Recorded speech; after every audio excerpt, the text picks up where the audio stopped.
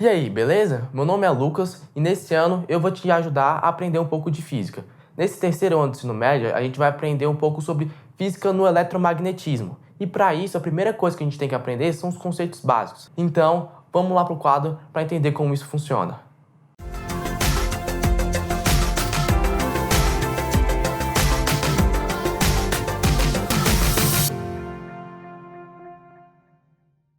Agora nós vamos começar a entender alguns conceitos básicos de eletricidade para a gente começar a nossa jornada do terceiro ano. O primeiro conceito que a gente tem que entender é de carga elétrica. Para entender o conceito de carga elétrica, é importante lembrar do átomo. Lembrar que o átomo possui três partículas, o próton, o elétron e o nêutron. O próton é positivamente carregado, o elétron negativamente carregado e o nêutron não tem carga. Mas o que quer dizer ser positivamente ou negativamente carregado? Quer dizer que nas interações eletromagnéticas, o próton e o elétron, por terem sinais opostos, vão ter comportamentos opostos. Como, por exemplo, aqui, nós temos um próton, um elétron e um nêutron sendo arremessados em direção ao ímã e atravessando esse ímã. Quando temos o nêutron sendo lançado, o nêutron permanece na sua trajetória sem nenhuma influência. Já o próton, ele vai desviar para um lado e o elétron, ele vai desviar para o outro lado. Ou seja, eles tiveram comportamentos opostos nessa experiência. Agora que nós já conseguimos entender a noção de carga, a gente pode passar para a noção de carga elementar.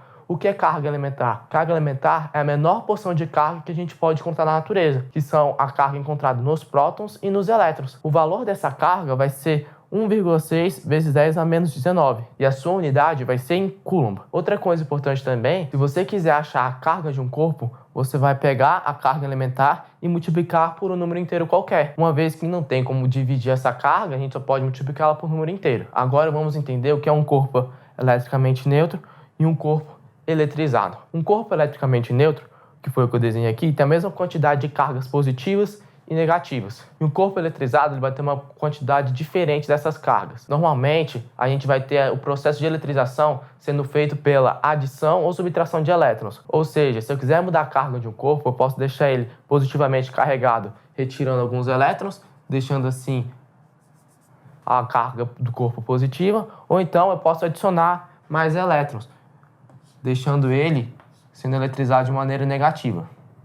Agora que a gente já entendeu o que é um corpo neutro e um corpo eletrizado, podemos entender o que são condutores e isolantes. Condutores são corpos que dão liberdade para as cargas se movimentarem dentro deles, e os isolantes são justamente o contrário. Serão corpos que não dão essa liberdade, as cargas ficam restritas a uma região. Agora que a gente já viu esses conceitos básicos, nós podemos passar para alguns princípios básicos também da eletrostática.